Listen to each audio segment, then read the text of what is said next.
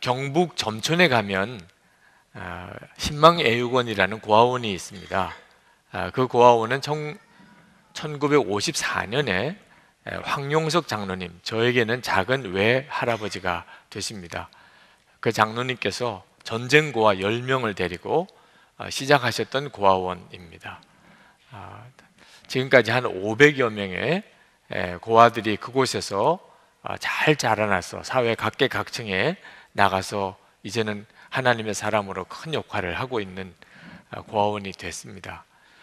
문경의 고아의 아버지라고 이렇게 불려지던 그 장로님 세상 떠나셨을 때 그 장례식장에 전국에서 온 화환으로 가득 찼습니다. 제가 그 장례식에 갔을 때 그 신망애육원에 빈소가 마련이 되었었는데 그 빈소에 들어가면서 거실에 걸려있는 큰 글을 보았습니다. 장례식과는 정말 안 어울리는 글이었어요. 오늘은 틀림없이 좋은 날이다. 장례식에 걸리기에는 너무 안 맞는 글이 그 거실에 붙어 있더라고. 오늘은 틀림없이 좋은 날이다. 나중에 보니까 늘 걸려있던 글이었습니다. 그 장로님의 평생의 믿음입니다. 오늘은 틀림없이 좋은 날이다. 예수 그리스도 안에서 그 장로님은 날마다의 기적을 믿었습니다. 고아들을 돌보는 일이 얼마나 어려운 일이었겠습니까? 또 그 고아들은 또 얼마나 쉽지 않은 삶을 그곳에서 살면서 자랐겠습니까? 장로님 평생 고백이 오늘은 틀림없이 좋은 날이다. 그리고 그것을 고아들에게도 그렇게 가르치셨어요. 충격이었고 감동이었습니다. 장례식장에 들어가면서 그 기억이 지금도 생생합니다. 믿음이 이런 거구나. 여러분, 믿음은 충격이고 감동입니다. 오늘 본문 말씀을 여러분이 읽으셨는데 히브리서 11장이 전체가 믿음장입니다만 오늘 말씀을 읽으면서 아마 틀림없이 여러분들에게는 어떤 반응이 마음에서 일어나는 것을 느끼셨을 겁니다. 어떤 이들은 감동을 받으실 수도 있습니다. 믿음의 영광을 보는 것을 아마 경험하셨을 수 있겠습니다. 야, 어떻게 이렇게 살 수 있어? 우리는 조그만 어려움만 있어도 금방 위축이 되고 두렵지 않습니까? 그런데 죽임을 당하면서도 믿음을 지키는 내용들을 읽으면서 그리고 믿음으로 기적을 경험하는 사람들을 보면서 야, 믿음은 대단한 것이구나. 그런 감동을 받으셨을 수도 있겠습니다. 그러나 또 어떤 분들은 두려움을 느끼셨을 수도 있겠습니다. 야, 믿음으로 사는 게 이렇게 사는 거야? 여러분, 오늘 말씀에 보면 믿음으로 나라들을 정복하고 정의를 실천하고 약속된 것을 받고 사자의 입을 막고 불의 위력을 꺾고 칼날을 피하고 약한 데서 강해지고 전쟁에서 용맹을 떨치고 외국 군대를 물리치고 죽었던 가족 부활해서 다시 맞이하고 어떤 이들은 고문을 당하면서 피하지 않고 조롱을 받기도 하고 채찍으로 맞기도 하고 심지어 결박을 당하기도 하고 감옥에 갇히기까지 하고 돌로 맞기도 하고 톱질을 당하기도 하고 칼에 맞아 죽기도 하고 궁핍을 당하고 고난을 겪으며 학대를 받으며 양과 염소의 가죽을 입고 떠돌아다니고 광야와 산과 동굴과 땅굴을 헤매며 다녔다. 여러분, 이 말씀을 읽으면서 믿음의 기적을 보는 표현도 나오지만 믿음을 가지고 살았기 때문에 이렇게 비참하게 살아야 되는 거라면 누가 믿음으로 살겠어요? 왜 믿음으로 살아야 합니까? 그런 생각 가지실 수도 있으실 거예요. 그러나 분명한 것은 감동을 받았든 또는 충격과 두려움을 얻었든지 간에 반응이 나타난다는 겁니다. 그게 핵심입니다. 믿음은 반드시 주위 사람들에게서 반응을 이끌어내게 되어 있습니다. 충격이 되든 감동이 되든지 반응이 나오게 되어 있어요. 여러분은 다 믿음을 가지고 있잖아요. 또 믿음으로 사시잖아요. 여러분은 여러분 주변 사람들에게 어떤 충격과 감동을 줍니까? 믿음은 단순히 교회만 다니는 게 아니라는 의미이기도 합니다. 우리 교회 다닌다고 해서 주변 사람들이 충격받고 감동받을 일이 뭐 있겠어요? 우리 대한민국에. 믿음은 그런 정도가 아닙니다. 마태복음 16장 24절에 보면 예수님께서 예수님을 믿고 따르려면 그러면 자기를 부인하고 자기 십자가를 지고 나를 따를 것이니라, 그렇게 말씀하셨어요. 그러니까 예수님을 믿고 산다는 것은 죽을 각오를 해야 한다는 겁니다. 여러분, 예수 믿으셨는데 죽을 각오 하셨습니까? 아주 죽을 각오를 하고 예수를 지금 믿고 계신가요? 아니, 예수를 믿는데 무슨 죽을 각오까지 해야 될 이유가 뭐 있습니까? 여러분, 우리가 예수님을 정말 진짜 믿게 되면 그러면 우리 주변에 반응이 일어나게 됩니다. 반드시 그렇게 됩니다. 그런데 우리 주변에 있는 사람들이 예수를 믿는 나에게 좋은 반응을 보여주기보다는 나를 핍박하고 그리고 나를 박해하고 나를 싫어하고 나를 따돌리는 반응을 보여줄 가능성이 훨씬 크다는 겁니다. 그래서 예수님께서 죽을 각오를 하라는 겁니다. 우리가 예수님을 믿고 믿음을 가지고 살게 되면 그러면 죽을 각오가 되어져 있지 않으면 주님 못 따라간다는 겁니다. 여러분, 예수님을 믿는 제자들, 초대교회 성도들 왜 그렇게 죽임을 당했을까요? 왜 그때 당시에 세상은 예수 믿는 제자들을 죽이고 성도들을 그렇게 박해한 거지요? 예수 믿으면 천당 간다고 그랬기 때문에 그랬을까요? 이웃을 사랑하라 그랬기 때문에 그랬을까요? 그렇지가 않습니다. 그들이 진짜 믿었기 때문에요. 예수님을 진짜 믿으니까 세상이 반응을 보이게 된 겁니다.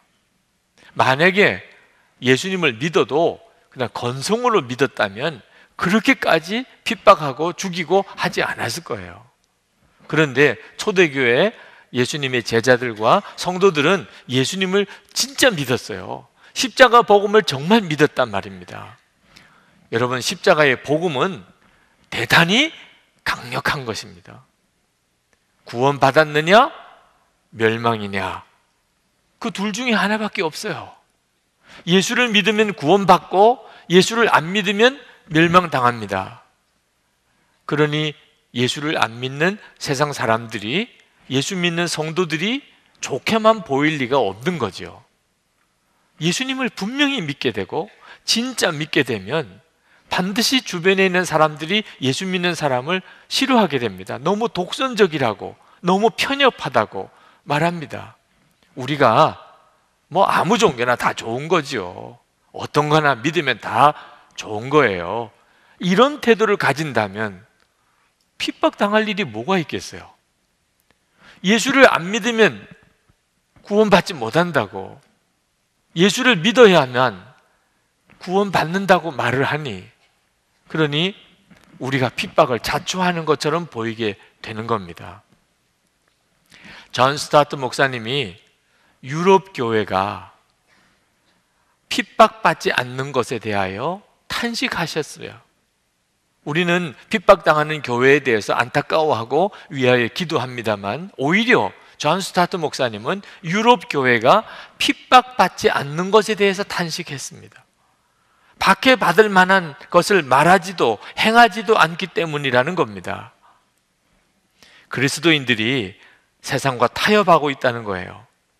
만약에 그리스도인들이 정말 복음에 대하여 분명하다면, 타협하지 않는다면, 진짜 예수님을 믿게 된다면 고난당하는 일이 많아지게 될 것이라는 거, 그렇게 말했습니다. 그분은 이렇게 이야기했어요. 교회와 그리스도인들이 예수 그리스도가 죄인들을 위하여 십자가에서 죽으셨고 구원은 전적으로 값없이 받은 십자가의 은혜에 의하여 주어진다는 원색적인 복음을 굳게 붙잡으면 세상의 교만한 사람들에게 걸림돌이 될 것이다. 교회가 혼전순결, 동성애 반대, 부부의 정절, 원수 사랑을 강조하고 강력하게 전도하면 대중들의 비난을 받을 것이다. 십자가의 복음을 분명하게 증거하면 세상은 분노할 것이다. 폭력과 투옥과 죽음까지는 아닐지라도 조롱과 배척이 따라올 것이다. 여러분, 우리가 예수님을 믿고 산다는 것은 편안하게 사는 거 포기한 겁니다. 그 점을 여러분이 분명히 하셔야 합니다. 여러분이 예수님을 믿기로 했다면 이제 편안하게 사는 것은 끝났습니다. 성경 보세요. 네. 믿음으로 사는 사람들이 어떻게 살았는지를 한번 보세요. 아브라함이나 요셉이나 모세나 다윗이나 성경에 나오는 믿음의 사람들은 하나님을 만나고 다 고생길로 들어섰습니다. 그들의 삶은 다 어려웠어요. 만약에 그들이 하나님을 축복의 하나님, 능력의 하나님, 응답의 하나님으로만 믿었다고 한다면 그들은 일찌감치 믿음의 길에서 떠났을 겁니다. 아니 여러분, 하나님이 진짜 살아계시다면 교회에 화재날 일이 있겠어요? 그것도 못 막아주시는 하나님을 어떻게 믿습니까? 수련회 가는데 어떻게 교회 버스가 뒤집어집니까? 단기 선교 갔는데 그 단기 선교를 따라갔던 의사 집사님이 그렇게 열심히 환자들을 돌보다가 마지막 날 바닷속에 한번 들어가서 물에라도 좀 담궈보고 가자고 갔다가 무릎밖에 안 오는 깊이에서 심장마비로 세상 떠났습니다. 도대체 하나님은 살아계신 겁니까? 정말 축복의 하나님만 믿었다가는 믿음 항상 지킬 수 없습니다. 그러면 도대체 믿음이 뭐죠?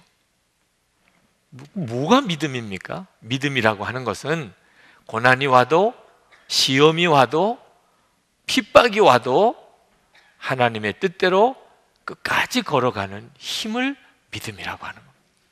그게 믿음인 것입니다. 여러분, 죽을지언정 절대로 넘어가서는 안 되는 경계선이 있는 겁니다.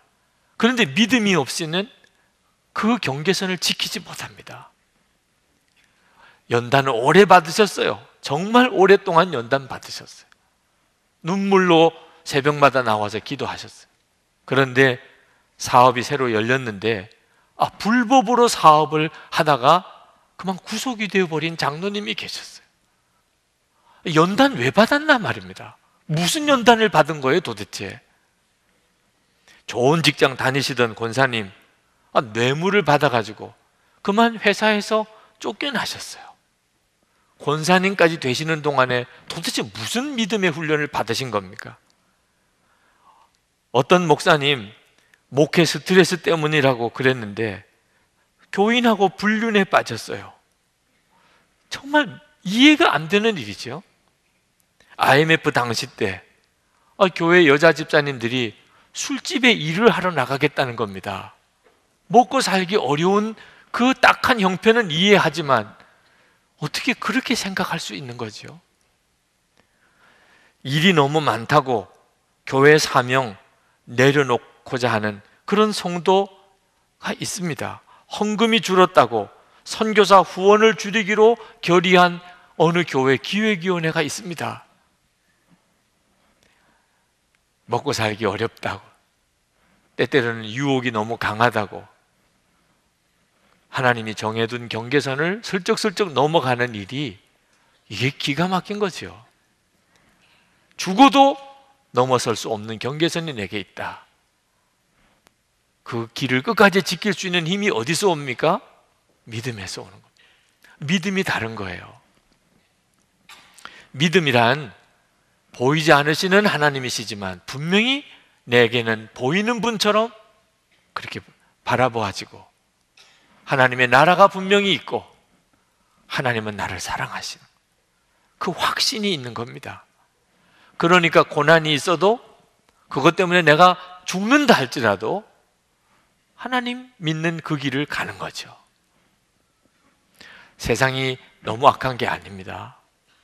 세상이 악해서 우리가 믿음으로 제대로 살지 못하는 게 아니에요. 우리 믿음이 너무 작은 겁니다. 2012년 오늘 마지막 주일입니다. 이 마지막 주일이 주는 영적인 의미가 있어요. 하나님 앞에 서보는 연습을 하는 겁니다. 여러분, 마지막 주일이나 새해 첫 주일이나 다를 게 뭐 있어요? 우리가 그냥 날짜 정해놓고 의미를 부여한 것뿐이지 오늘 주일이나 다음 주일이나 뭐 다를 게 있겠어요? 그러나 영적으로는 대단히 의미가 있는 날입니다.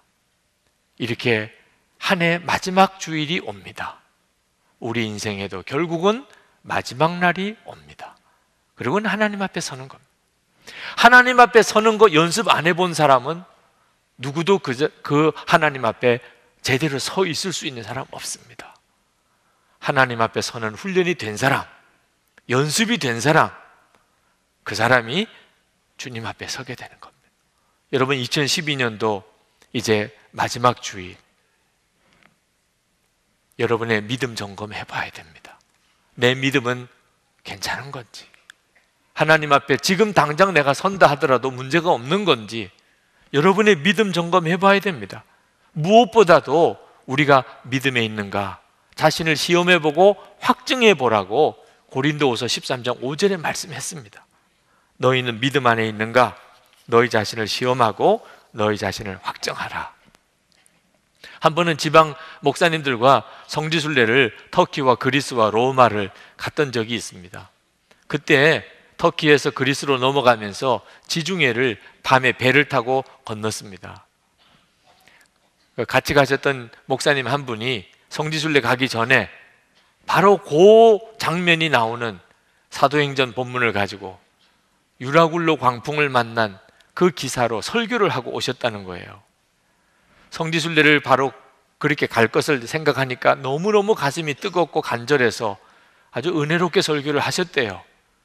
우리에게 광풍이 오지만 그러나 기도하는 성도에게는 광풍이 그를 삼킬 수가 없고 말씀을 붙잡은 성도는 절대로 광풍에 무너지지 않고 사명이 있는 성도는 광풍이 불어도 절대 죽지 않는다. 멋있는 설교를 하고 오신 거예요. 그런데 우리가 광풍을 만났어요. 배를 타고 가는데 정말 엄청난 풍랑이 있었습니다. 아주 다 뒤집어지는 것 같았어요. 선실에서 다들 그냥 밤새도록 기도를 하고 아침에 이제 그리스 항구에 고린도 항구에 도착을 했는데 내려서 그 목사님께서 회개하셨다는 거예요. 주일 설교한 거 회개하셨다. 자기가 아무것도 모르고 설교했다. 아무것도. 정말 머릿속에만 그린 믿음이었지 막상 내가 광풍 속에 들어가서 보니까 그렇게 두렵더라. 밤새도록. 내가 설교는 그렇게 해놓고 그렇게 두렵더라는 거죠. 여러분, 우리가 머릿속에 가지고 있는 지식의 믿음 가지고 살았다가 나중에 하나님 앞에 섰을 때 믿음이 아니었다고 한다면 어떻게 하시겠어요? 정말 나는 믿음이 있는가? 나는 믿음으로 세상을 이기는 그런 사람인가? 점검해야 합니다. 오늘 본문 말씀을 준비하면서 제 마음에 걱정이 되는 것은 이 말씀에 히브리서 11장에 나오는 믿음의 사람들이 너무 커 보이는 거예요. 이 사람들은 믿음의 거장들입니다. 우리가 항상 두려워하는 것은 순교할까 봐 두려워하는 거죠. 그래서 하나님께 순종하겠다고 고백도 못 하잖아. 순교하라고 할까 봐. 그런데 여기 보니까 진짜 순교자들이 나오는 거예요. 이 사람들의 믿음하고 내 믿음하고는 하늘과 땅 차이구나. 이건 그냥 이런 믿음의 사람들이 있다는 것을 말씀하는 거지 나보고 이렇게 살라고 하는 건 아니겠지. 이렇게 생각할까 봐 걱정이 되더라고요. 여러분, 그렇지 않습니다. 오늘 우리가 본 이 믿음의 사람들의 믿음, 우리의 믿음하고 비교해 보면 우리 믿음이 사실은 더 커요. 더 커야 됩니다. 그게 하나님의 계획이에요. 이 히브리서 11장에 나오는 믿음의 사람의 반열에 저와 여러분이 그대로 같이 들어가 있도록 하나님이 계획하신 것이에요. 잘 믿어지지가 않습니까? 이 본문의 39절에 보면 아주 대단한 믿음의 사람들인 것처럼 보이지만 그분들은 약속된 것을 받지 못했다 하는 구절이 나옵니다. 39절에 이 사람들은 모두 믿음으로 말미암아 훌륭한 사람이라는 평판은 받았지만 약속된 것을 받지는 못하였습니다. 33절에 보면 약속을 받았다는 표현이 또 나옵니다. 두 구절이 좀 모순된 것처럼 보입니다. 그러나 33절에 나오는 약속과 39절에 나오는 약속이 다른 약속이에요. 33절에 나오는 약속은 복수형 약속, 그리고 정관사가 붙지 않는 프라미즈라고 하는 그냥 약속입니다. 하나님께서 믿음의 사람들에게 여러 가지 약속을 하셨어요. 아브라함에게는 아들을 주시겠다, 여호수아에게는 여리고성을 7번 돌면 성이 무너질 것이다, 이런 약속들은 하나님이 다 이루어 주셨어요. 그래서 33절에 약속을 받았다고 그렇게 말씀한 겁니다. 39절에 나오는 약속은 다른 약속이에요. 이거는 단수형 프라미스에 정관사 드가 붙습니다. 드 프라미스예요. 그 약속이에요. 이 약속은 메시아에 대한 약속입니다. 구약에 나오는 성도들은 메시아에 대한 약속이 성취되는 것을 그들은 보지 못했어요. 그들은 오직 바라만 볼 뿐이었습니다. 그럼에도 불구하고 그들은 이렇게 살았어요. 그런 믿음을 가지고 있었음에도 불구하고 그들은 이렇게 살았단 말이에요. 근데 우리들은 메시아가 우리 가운데 오셨어요. 우리는 메시아에 대한 약속이 완전히 성취된 그 시대에 살고 있습니다. 예수님의 십자가의 복음이 우리에게 주어졌고, 예수님 그분이 우리 안에 오셨고, 우리에게는 하나님의 나라가 이미 열렸고, 완성된 계시인 성경책이 우리에게 있습니다. 구약 성도들은 상상도 할 수 없었던 일이에요. 그게 바로 우리들입니다. 그러니 구약에 있는 성도들의 믿음이 좋겠어요? 우리 믿음이 좋겠어요? 우리 믿음이 좋아야 하는 거죠. 저는 어려서부터 집안의 어른들이 이렇게 모인 날, 명절 같은 때 항상 듣는 이야기가 6.25 전쟁 이후의 피난 시절 이야기입니다. 그 고생했던 이야기들 아주 외울 것 같아요. 외울 것 같아요. 이북에 사시던 저희 부모님 친척들이 6.25 전쟁 때 다 피난 내려오셨습니다. 그때 생각해 보면 어떻게 그렇게 할 수 있겠나 싶은 생각이 들 정도입니다. 여러분들도 이사는 다 다녀보셨겠지만 어디로 가야 될지 모른 채 짐 꾸려가지고 떠나본 적이 있습니까? 피난은 그렇게 간 겁니다. 자기가 살던 집, 그리고 농사 짓던 땅, 모든 일가 친척, 고향 마을 다 내놓고 보따리 하나 꾸려가지고 그것도 들쳐매고 그냥 무작정 떠나는 거예요. 어디로 가서 살아야 될지 대책이 없이 떠나는 겁니다. 어떻게 그런 삶을 할 수 있는 거지요? 예수님을 바로 믿고 싶은 생각 하나 때문이었다는 거예요. 이북에서는 도무지 예수 믿고 살 수가 없으니까 온 가족이 다 그렇게 짐 하나씩 들쳐매고 떠난 거예요. 할아버님 한 분만 예배당 지키고, 목사님이시니까, 그리고는 할머니까지 다 피난을 내려오셔야 됐을 때 그때 그분들의 심정은 그걸 어떻게 이해할 수 있겠습니까?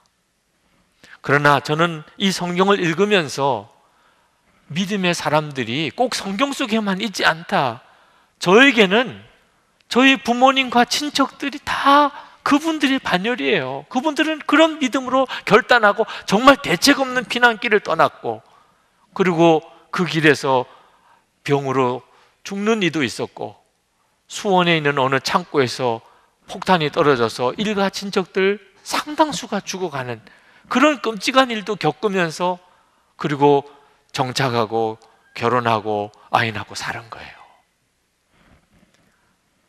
우리 안에 이미 우리 스스로가 상상할 수 없는 믿음이 있습니다.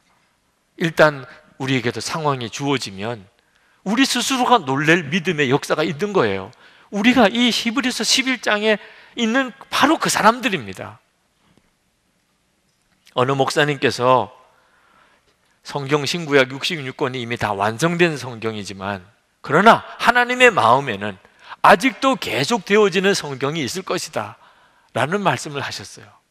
두 책이 있다고 생각한다는 거예요. 하나는 사도행전이고 하나는 히브리서 11장. 사도행전은 아직 예수님 재림에 오시지 않았습니다. 우리 주변에 아직도 예수 안 믿는 사람 많습니다. 전 세계 미전도 종족 여전히 많습니다. 어떻게 사도행전으로 복음 전하는 일이 끝날 수 있겠습니까? 계속 지금도 사도행전은 기록되고 있다고 그 목사님은 믿는다는 거예요. 그러나 또 하나 히브리서 11장 믿음장입니다. 여전히 성도들은 믿음으로 하나님의 길을 가고 있습니다. 우리 주님 오실 때까지 우리는 믿음으로 가야 됩니다. 그러니 히브리서 11장으로 어떻게 믿음장이 끝날 수 있겠습니까? 우리들이 다 지금 믿음장을 써가고 있는 사람들입니다. 근데 여러분 중에 내가 진짜 이 히브리서 11장에 나오는 이런 믿음의 용사와 같은 사람이 될 수 있을까? 그게 믿어지지 않는 분이 있으실 거예요. 여러분, 세상을 이기는 믿음은 우리 자신에게서부터 나오는 게 아닙니다. 그렇다면 우리는 아마 가능성이 있는 사람 별로 없을 거예요. 근데 믿음은 예수님으로부터 오는 것입니다. 이 세상을 이기는 이 믿음이 어디서 오는가? 우리에게서부터 오는 게 아니고 우리 안에 오신 예수님 그분으로부터 나오는 것입니다. 고린도후서 13장 5절에 너희들이 믿음에 있는가? 너희 자신을 한번 시험하고 너희 자신을 확증하라. 그렇게 말씀하시고서는 바로 이어서 예수 그리스도께서 너희 안에 계신 줄을 너희가 스스로 알지 못하느냐. 그렇게 말씀하셨어요. 그러니 도대체 뭐 점검하라는 거예요? 믿음을 시험하고 확증하라고 그랬는데 그 믿음 뭐 점검하라는 거예요? 예수님을 점검하라는 겁니다. 예수님이 너희 안에 계시냐? 그러면 믿음이 있는 거예요. 믿음은 예수님 그분을 말씀하는 겁니다. 구약에 있는 성도들, 그들이 믿음으로 살 수 있었던 것은 살아계신 하나님을 만났기 때문입니다. 그들도 한때는 들어서 믿은 믿음이었어요. 부모님으로부터 들어서 믿은 믿음. 그런 믿음으로는 아무런 능력이 없습니다. 그러다가 그들이 들어서 알던 그 하나님을 만나는 사건이 생깁니다. 그리고 사람이 완전히 바꿔져 버려요. 야곱이 하나님의 축복을 얼마나 받고 싶었습니까? 그래서 형에게 팥죽 한 그릇으로 장자권도 사고 아버지 이삭도 속이고 거짓말해서 복은 받았는데 그만 집에서는 쫓겨나야 됐죠.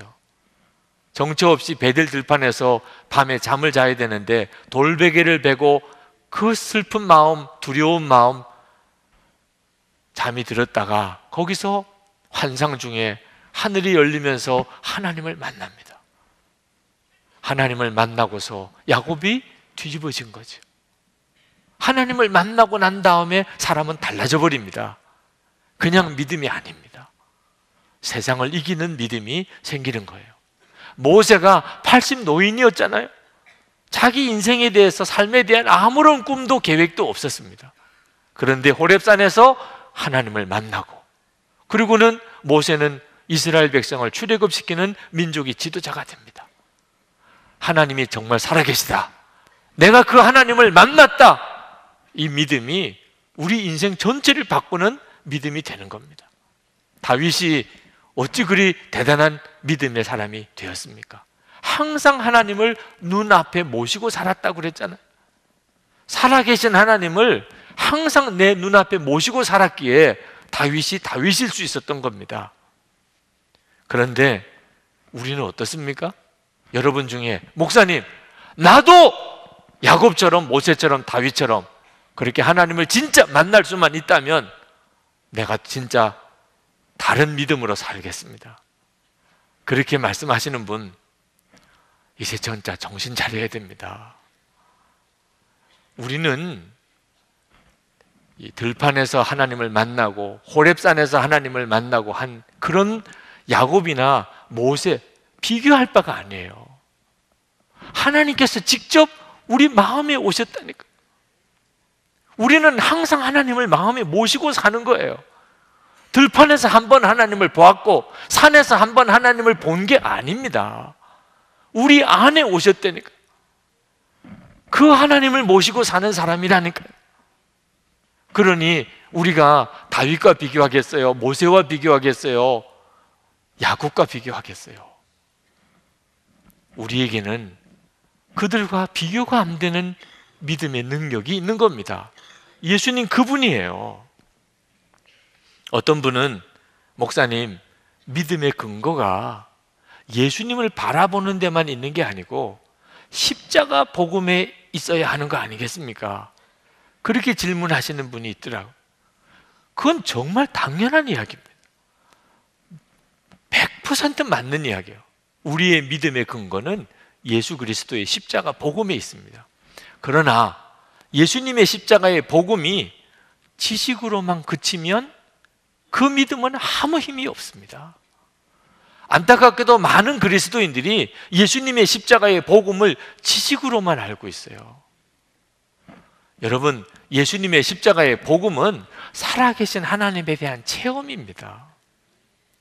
여러분이 예수님의 십자가의 복음을 정말 알고 믿었다면 여러분은 살아계신 하나님을 만난 거예요.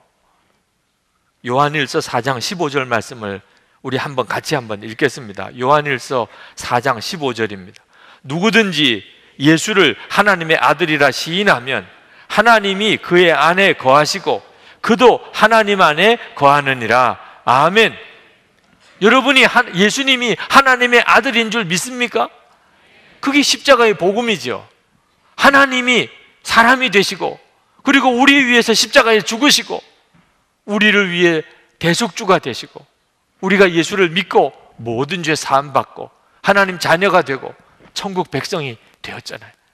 여러분, 이게 믿어지십니까? 이게 십자가의 복음을 믿는 거예요. 그러면 그게 어떻게 되어지는 거라고 성경은 이야기하고 있습니까? 하나님이 우리 안에 거하시고 우리가 하나님 안에 거하게 되면서 그렇게 된 거라는 겁니다. 그러니 여러분이 예수님이 그리스도라는 사실이 믿어지고 그리고 여러분이 예수님 때문에 죄사함을 받았다는 게 믿어지고 여러분이 예수님 때문에 하나님의 자녀가 되고 구원받았다는 게 믿어진다면 하나님이 여러분 속에 들어오셔서 여러분의 속을 뒤집어 놓으신 거예요. 여러분이 십자가의 복음을 믿고 있다는 말은 여러분 속에 성령님이 너무나 강력하게 여러분 안에 구원의 역사를 이루고 계셨단 말이에요. 그러므로 십자가의 복음을 믿는다는 것은 살아계신 하나님을 만났다는 거죠. 그렇기 때문에 우리가 이 믿음을 지키는데 누가 나에게 목숨을 요구해도 나는 물러설 수가 없는 거예요. 믿음은 그처럼 강력한 것입니다. 그러므로 24시간 예수님을 바라보자는 거예요. 우리 안에 오신 그 예수님, 그분이 믿음이니까. 우리가 세상을 이기는 믿음을 가지려면 예수님을 바라보는 눈이 뜨이지 않고서야 불가능한 일입니다. 저에게는 소원이 하나 있습니다. 여러 가지 많은 소원 중에 한 소원이 있는 게 아니고 오직 한 소원밖에 없어요. 다른 소원은 다 없어졌어요. 그 소원은 항상 주 예수님을 바라보는 것입니다. 혼자 있을 때든지 누구와 같이 있을 때든지 식사할 때든지 예배를 드릴 때든지 기쁜 일이 있든지 슬픈 일이 있든지 화나는 일이 있든지 내가 높아지든지 아니면 아주 낮아지든지 사람들로부터 칭찬을 받든지 아니면 비난을 받든지 보이지 않으시는 그 예수님이 보이는 분처럼 그렇게 바라보아지는 것, 그것이 저에게 유일한 소원입니다. 그렇게 되기를 원해서 24시간 주 예수님을 바라보려고 하고 그리고 일기를 쓰면서 매일매일 제 삶을 점검합니다. 그러면서 그것이 더 큰 소원이 돼요. 더 분명히 그리 되기를 원하는 소원이 돼요. 그리고 그렇게 해서 얻어지는 유익이 있는 것을 교우들에게 전하고 교우들도 그렇게 되어지기를 원하는 것이 저에게 있어서는 유일한 기쁨입니다. 이렇게 소원이 분명해지고 나니까 아주 좋은 것은 불필요한 갈등이 없어집니다. 이따금씩 이런저런 이야기를 저에게 하시는 분들이 계세요. 또 이런저런 일을 하라고 저에게 권하는 분들도 계세요. 고민하고 갈등하고 할 것도 없더라고요. 저는 오직 항상 주 예수님을 바라보는 거 하나만 소원이고 나니까 나머지는 그냥 다 정리가 돼요. 내가 가야 될 길, 해야 될 것이 분명해지니까 골치 아픈 일, 갈등할 일도 별로 없어지는 거예요. 여러분 중에 2013년 새해가 됐는데 이게 도대체 무엇을 기도해야 되나? 나는 도대체 무슨 소원을 가지고 살아야 되나? 아직 마음 잡히지 않으신 분들이 있습니까? 그럼 저랑 같이 합시다. 항상 예수님 바라보는 것을 소원으로 삼아 보세요. 그것부터 먼저 분명하게 해보세요. 그러면 그 나머지는 다 주님이 저절로 풀어 가십니다. 주님과 항상 동행하고 주님만 계속 바라보는 게 분명해진 사람에게는 이 세상이 별로 갈등될 일이 없는 세상이에요. 그리고 하나님께서 쓰시는 역사가 놀랍습니다.